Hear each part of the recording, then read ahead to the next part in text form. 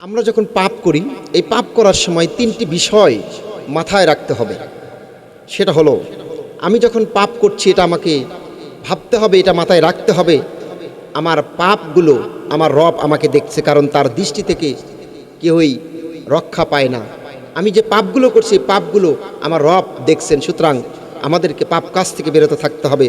2 number, যখনই যে মুহূর্তে আমরা পাপ কাজগুলো করি, এই পাপগুলো কাদের দুজন ফেরেশতা সঙ্গে সঙ্গে লিখে রাখে, এমনকি প্রতিটি অক্ষর প্রতিটি কর্ম সঙ্গে সঙ্গে কাঁধের দুজন ফেরেশতা লিখে রাখে।